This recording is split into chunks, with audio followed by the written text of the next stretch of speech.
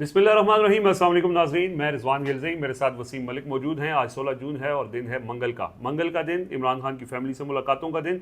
आज अडयाला जेल के बाहर बड़ी तादाद में लोग आए।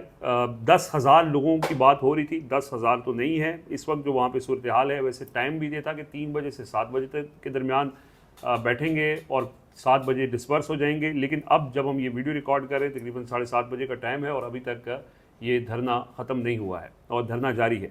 अलीमा खान साहिबा ने वहाँ पे गुफ्तगू की है, वो गुफ्तगू क्या है, और पीटीआई की लीडरशिप भी वहाँ पे पहुँची थी।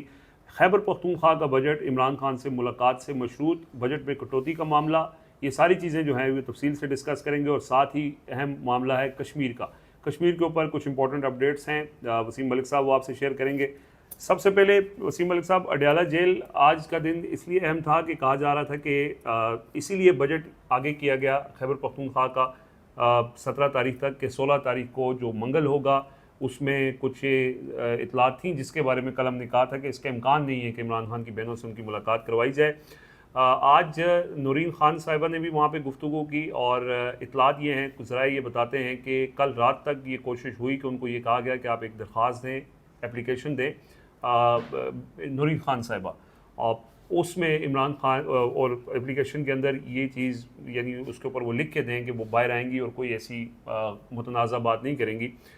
लेकिन उनकी तरफ से एप्लीकेशन देने से इनकार कर दिया गया और उन्होंने बाहर कहा आएंगी और ऐसी बात नहीं करेंगी जो अगर इमरान खान साहब ने कुछ कहा है तो वो रिप्रोड्यूस नहीं करेंगी, रिप्रोड्यूस नहीं मुतनाज़ा करेंगी। तो वो क्योंकि खुद से नहीं करती। हाँ हाँ। अच्छा, इसमें मुझे एक और बात बताइए। देखिए, टारगेट ये रखा गया था, एक तो बैकडोर कोशिशें हो रही थी और दूसरा ये टारगेट भी था कि मंगल के रोज़ अगर 10,000 लोग आ जाएं। ये अलीमा खान साहिबा का मौक़िफ़ था कि दिन 3 से शाम 7 बजे तक हम एक धरना दें और उस धरने के नतीजे में हम ये दबाव पैदा कर लेंगे जिसके नतीजे में इमरान खान से ना सिर्फ मुलाकात होगी, उनकी उनसे बच्चों से बातचीत भी करवाई जाएगी मोबाइल पे, और साथ ही उनका एक ऐसा इलाज जो कि इमरान खान की फैमिली और पीटीआई का एक दरीना मुतालबा जब से इमरान खान की सेहत का ये मामला सामने आया रहा है कि एक तो उनका निजी अस्पताल में इलाज और वहाँ पर उनके ज़ाती मालिजीन और उनकी फैमिली की मौजूदगी में होगा। अच्छा, मुझे एक और बात बताइए। पसे पर्दा ये भी बातचीत हो रही थी कि शायद किसी एक बहन को मुलाकात के हवाले से इजाज़त दे दी जाए, तो आप भी जो बता रही हैं कि गुज़श्ता रात भी कोई बातचीत हुई और उन्होंने लिख कर नहीं दिया, मगर नौरीन न्याजी साहिबा तो इस बात को कैटेगोरिकली डिनाई कर रही हैं और वो कह रही हैं कि ऐसी कोई खबर हमारे पास तो नहीं है, साफियों के पास होगी तो होगी।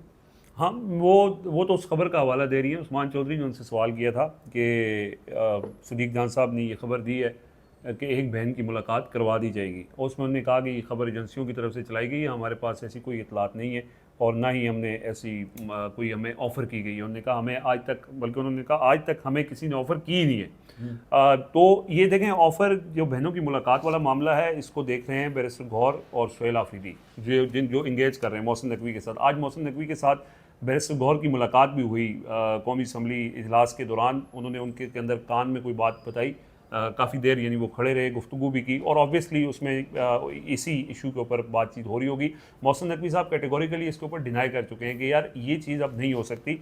उसमें जो उनकी कम्युनिकेशन है, कुछ ज़रा ये कहते हैं कि उसमें यही हुआ है कि उन्होंने कहा कि आप लिख के दे दें कि आप मुलाकात करना चाहती हैं और इसमें यानी आप बाहर आके कोई ऐसी गुफ्तगू नहीं करेंगी। तो उन्होंने कहा हमारी अदालत के अंदर दरख्वास्त मौजूद है, अदालत के अंदर अदालत ने फैसला दिया हुआ है, उस पर अगर अमल दरामद नहीं हो रहा तो बाकी किसी को दरख्वास्त देने का क्या अच्छा, फ़ायदा है। चलें इसी से जुड़ी है वो दूसरी खबर।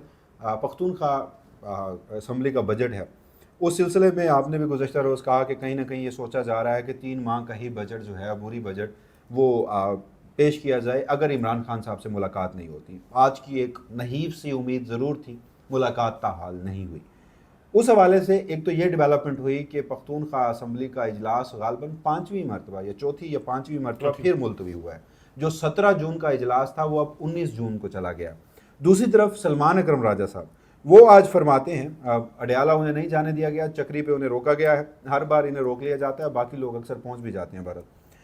वो कहते हैं कि खैबर पख्तूनख्वा हुकूमत सिर्फ 3 माह का बजट पेपर पास करेगी। मेरी वज़ीर आला KP के सुहेल आफरीदी से इस हवाले से बात हो गई है। ये वो अनाउंस कर रहे हैं, ऑन रिकॉर्ड बात कर रहे हैं, और वो ये कह रहे हैं कि सुहेल आफरीदी साहब से बात होने के बाद मैं आपको ये कह रहा हूँ। फिर वो कहते हैं कि आइन का आर्टिकल 125 इजाज़त देता है कि आप 3 माह का बजट पेपर पेश कर सकते हैं। सर-ए-दस्त यही होगा, 3 माह का बजट पेपर मंजूर होगा। बानी PTI से मुलाकात यानी इमरान खान साहब से मुलाकात तक हतमी बजट पेश नहीं करेंगे। किसी भी किस्म की बातचीत के लिए इमरान खान को शामिल करना ज़रूरी है। इमरान खान को साइड लाइन करके कोई बात नहीं की जा सकती। फिर उन्होंने एक आखिरी डेड लाइन भी दी, वो कहते हैं अगर आप 30 जून तक इमरान खान से मुलाकात नहीं करवाते तो केपी हुकूमत किसी सूरत 1 साल का बजट नहीं देगी, बल्कि वो 3 माह का बजट ही देगी। ऐसा ही है। देखें, इसके अंदर अभी भी पीटीआई के अंदर कुछ लोग ये समझते हैं, आज बैरिस्टर अली जफ़र साहब ने भी ये बात की है, अगले रोज़ बैरिस्टर गौहर साहब ने भी ऑन रिकॉर्ड ये बात की थी कि खैबर पख्तूनख्वा हुकूमत पूरे साल का बजट देगी। सलमान अकरम राजा साहब ने आज ये कहा है कि अगर इमरान खान से मुलाकात नहीं होती तो 3 माह का बजट देगी।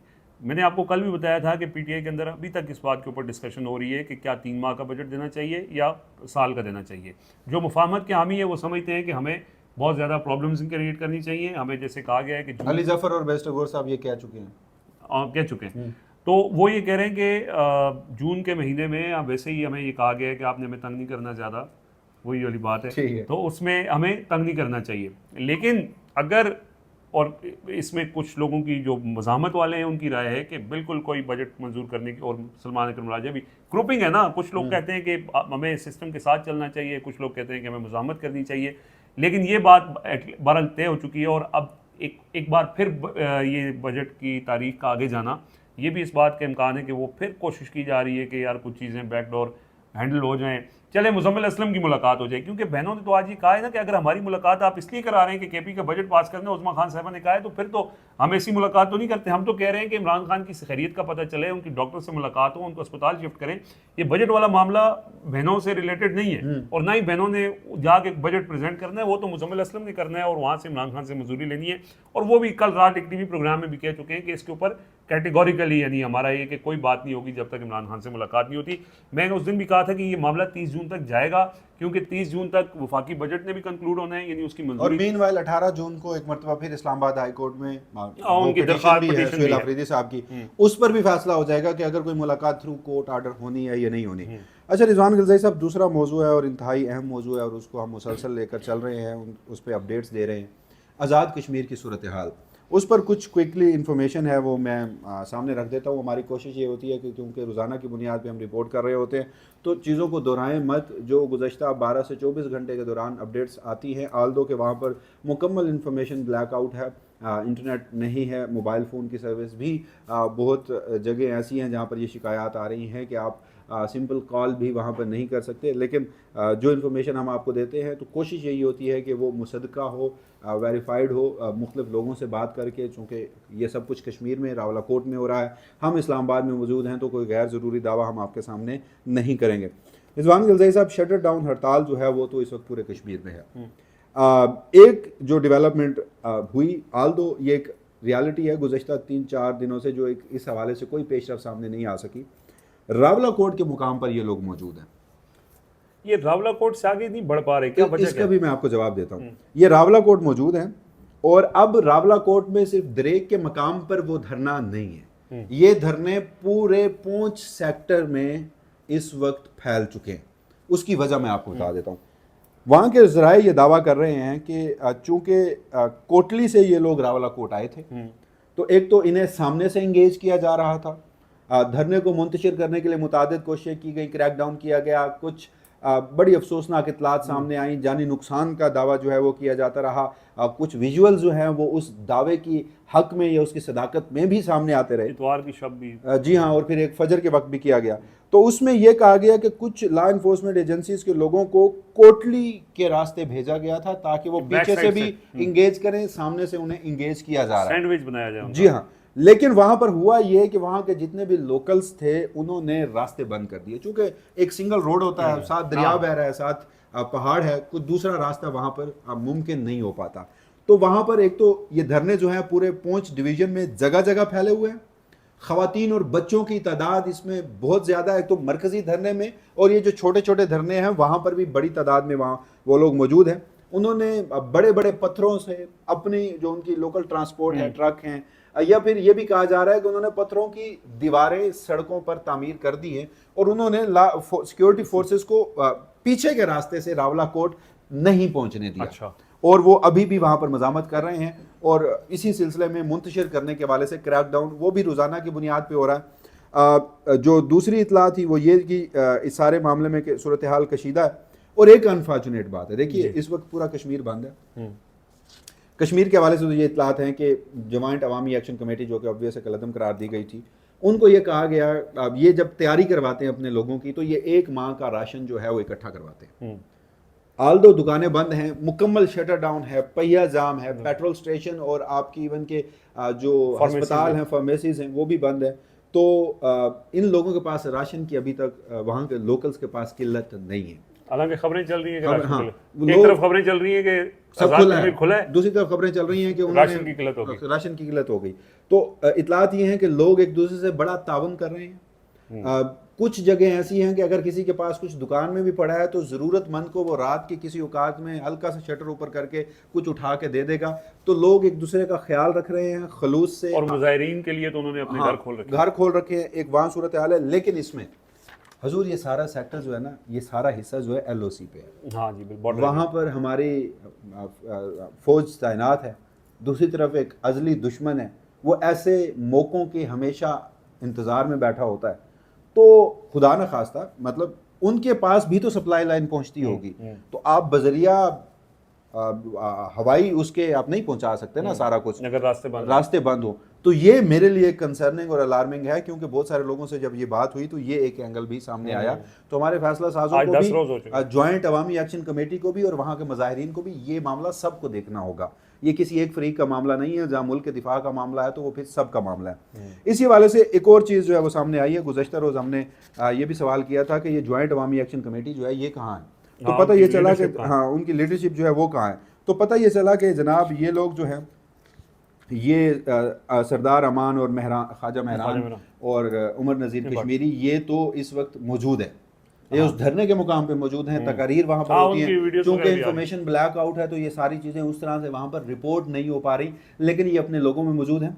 गुज़श्ता रोज़ इन सब ने एक नया अपना जो इनकी कोई मीटिंग हुई है वर्चुअल हुई, जैसे सब बैठ के इन्होंने कहीं पर मीटिंग की, उसका जो अलामिया था वो अनाउंस किया गया वहाँ पर। फिर इन्होंने बैनुल-अक़वामी जो इंसानी हकूक़ की तंजीमें हैं उनको कश्मीर तक एक्सेस देने का मुतालबा किया है और कहा है कि जो हमारे ऊपर ये इल्ज़ाम लगता है कि हमने कोई अमन व अमान की सूरत हाल ख़राब की है और जो हम दहशत गर्द हैं और हमें मारा जा रहा है, हमारे पीछे कोई तो हमारे पीछे अगर कुछ है तो वो कहते हैं कि जो बैनुल-अक़वामी इंसानी हकूक़ की तंजीमें हैं वो आएँ, वो देखें, उनको कश्मीर तक एक्सेस दी जाए। एक चीज़ जो है उन्होंने की। एक अनफॉर्चुनेट सी बात जनाब, आज़ाद कश्मीर कानून साज असम्बली का आज इजलास हुआ है, वहाँ पर बड़ी अच्छी बात है। ईरान अमरीका मुज़ाकरात, पाकिस्तान की सालसी की कोशिशें, उस हवाले से भी करारदाद में खराज तहसीन पेश किया गया है। लेकिन मकबूल इस हमारी आज़ाद कश्मीर की अमन व अमान की सूरत हाल की कानून साज असम्बलियों में उनको ना तो जहमत है, ना कोई एक लफ्ज़ छेड़ा गया, ना बात की गई, ना इस हवाले से किसी कंसर्न का इजहार किया गया। तमाम हुकूमती नुमाइंदे उसमें शरीक थे। ये इन्फॉर्मेशन सामने आई है। एक और अफसोसनाक इतलात है, कुछ ऐसे रास्ते जो कि बॉर्डर एरियाज़ हैं, बिलखसूस जो पाकिस्तान से आज़ाद कश्मीर को मिलाते हैं, उनमें एक कोहटा बताया ये जा रहा है कि जहाँ वहाँ से कुछ ट्रक्स हैं खुराक के, वहाँ पर पैरामेडिक्स के और इस तरह की चीज़ों के, फार्मेसीज़ के आइटम्स के, तो वो रोके गए हैं। बज़ाहिर वो पंजाब पुलिस ने रोके हैं, लेकिन उनको अब ये पोर्ट्रे किया जा रहा है कि वहाँ की जो अवाम है वो कश्मीरी अवाम के ख़िलाफ़ है और वो कहते हैं कि कश्मीरी अवाम जो है वो जॉइंट अवामी एक्शन कमेटी के साथ खड़ी हो गई है, लिहाजा हम ये जो चाहे खुराक है या अद्वियात हैं वो वहाँ नहीं आने देंगे। अच्छा। अब आप इस सोच को भी देखिए कि ये कितनी खौफनाक सोच है, अफसोसनाक खौफ है। अब मैं आ जाता हूँ आपकी उस खबर पर कि जो ये रावलाकोट में इस वक्त क्यों, हाँ, रावलाकोट से आगे क्यों नहीं बढ़ रहे? देखिए वैसे तो इनका जो अप्रोच है वो मुजफ्फराबाद है और अभी भी ये दावा कर रहे हैं कि ये मुजफ्फराबाद जाएंगे। अच्छा। और ये भी है कि जैसे ही आप रावलाकोट से आगे निकलते हैं तो वहाँ पर बड़े तंग रास्ते हैं जो कि आप बाग से होते हुए कोहाला, कोहाला से होते हुए मुजफ्फराबाद पहुँचते हैं। तो वहाँ पर एक तो इनको क्रैकडाउन और बड़े ज़बरदस्त किस्म के क्रैकडाउन का खदशा है कि वहाँ पर पहाड़ी के ऊपर अगर सिक्योरिटी फोर्सेस हैं तो नीचे वालों को, हाँ, यहाँ खुले मैदान हैं, लोग डिस्पर्स भी हो जाते हैं, लोग घरों में भी चले जाते हैं, खाने को भी मिल रहा है, एक सूरत है। दूसरी एक तारीखी हवाले से भी एक खासी है, वो ये है कि जनाब के जो 1947 के बाद वहाँ पर आज़ाद कश्मीर हुकूमत जो है वो बनाने वाले थे वो सरदार इब्राहिम खान जी, मुजाहिद अव्वल, जी हाँ, गाजी मिल्लत भी उन्हें कहा जाता है। 1950 में लियाकत अली खान साहब ने उनकी हुकूमत का तख्ता उलट दिया, जिसके बाद उन्होंने रावलाकोट के वहाँ के लोकल ट्राइब्स और सरदारों और कश्मीरी अवाम के साथ मिलकर एक पैरेलल हुकूमत कायम की। ये रावलाकोट में हुआ। अच्छा। रावलाकोट से इसका आगाज़ हुआ। अब जब तारीख पढ़ते हैं तो आपको इसमें देखना मिलता है कि फौजी ऑपरेशंस भी इस हुकूमत के खिलाफ हुए, सिविल जो फोर्सेस हैं उनके ऑपरेशंस भी इस पैरेलल गवर्नमेंट के खिलाफ हुए, लेकिन ये मुकम्मल तौर पर नाकाम हुए, मुकम्मल तौर पर पिस्पा हुए। जिसके बाद अयूब खान साहब आए, उन्होंने आकर वही पुरानी हुकूमत बहाल की। अच्छा, तो ये भी एक मैसेजिंग हो तारीख सकती है, हाँ। तारीख तो है, तारीख है। मुजफ्फराबाद में अगर हुकूमत नहीं होगी तो रावलाकोट में पैरेलल हुकूमत, तो ये हमने पहले दिन भी बताया था कि कहीं ना कहीं अब ये तासुर वहाँ पर शिद्दत के साथ उभर रहा है कि जो इस वक्त की हुकूमत है वो नुमाइंदा हुकूमत नहीं है, हमारे मुतालबात पूरे नहीं कर रही। तो ये कश्मीरी अवाम खुद निकल कर वहाँ पर एक अपनी हुकूमत कायम करें। अच्छा, इस हवाले से अब चूँकि ये एक तरफा मौक़िफ़ है जो कश्मीरी अवाम का है या ग्राउंड रियलिटी है, वो हमने आपके सामने रखी है। अब ज़रा हम मुख्तलिफ वीडियोज़ की सूरत में ये भी बताते रहे हैं कि वज़ीर आज़म आज़ाद कश्मीर फैसल मुमताज़ राठौड़, बिलावल भुट्टो ज़रदारी, ये सब पीपल्स पार्टी मरकज़ में भी और वहाँ पर भी बैठ कर मुज़ाकरात की बात करती है, जो कि वहाँ पर इस वक्त सबसे बड़ा आइनी ओहदा है और इस वक्त chief executive of the state हैं। वो ये कहते हैं कि मुज़ाकरात होने चाहिए। आज तो उन्होंने ये भी कहा कि जो मुज़ाहिरीन मरे वो भी हमारे अपने लोग हैं, जो शहीद हुए फोर्सेस के लोग जो शहीद हुए वो भी हमारे अपने लोग हैं। तो दहशतगर्द तो स्टेट के अपने लोग नहीं हो सकते ना, तो वो एक किस्म का दहशतगर्दी वाला तासुर ऑन कर रहे हैं हाँ, वही ना, कश्मीरी अवाम को ऑन कर रहे हैं। तो उस हवाले से अब सियासतदान मुज़ाकरात की बात कर रहा है। हाँ। सिक्योरिटीज राय, आज एक आला सतह मीटिंग हुई है। अच्छा, उसमें अब ये DGISPR भी हो सकते हैं, क्योंकि जब बैक ग्राउंड ब्रीफिंग होती है तो उसमें फिर जो टेलीविजन स्क्रीन पर कुछ चीज़ें रिपोर्ट होती हैं तो वो नाम के साथ मंसूब नहीं होती। हाँ। तो ये सिक्योरिटी ज़राए से एट्रीब्यूट होके आया। ओके। वो ये लिखते हैं कि आज़ाद कश्मीर में हकूक़ की तहरीक से आगाज़ किया गया, हमारा डिफ़ॉल्ट ऑप्शन हमेशा से बातचीत होता है। असल कहानी क्या है ये सामने आने में वक्त लगा। हमें पता था कि ज्वाइंट अवामी एक्शन कमेटी का एजेंडा क्या है, ये किधर से आ रहे हैं। जब हमने BYC यानी बलोच यकजहती कमेटी को दहशतगर्द तंजीम कहा तब भी बहुत शोर मचा। फिर बलोच यकजहती कमेटी भी खुलकर सामने आ गई। आज़ाद कश्मीर हुकूमत ने लोगों को कहा कि अपनी दुकानें खोलें, ना कि उनकी जानिब से लगाए गए हैं, यानी ज्वाइंट अवामी एक्शन कमेटी की जानिब से नाके लगाए, यानी उस चीज़ को ये वो कर रहे हैं, ना कि उनकी जानिब से लगाए गए हैं। वो कहते हैं सिक्योरिटी फोर्सेज ने नहीं लगाए। ज्वाइंट अवामी एक्शन कमेटी ने अवाम को कहा कि जो दुकानें खोलेगा हम आग लगा देंगे। फिर वो कहते हैं कि आज़ाद कश्मीर हुकूमत पॉलिटिकल प्रोसेस फॉलो कर रही थी। आज़ाद कश्मीर में बैठकर रियासत मुखालिफ नारे लगाए जा रहे हैं।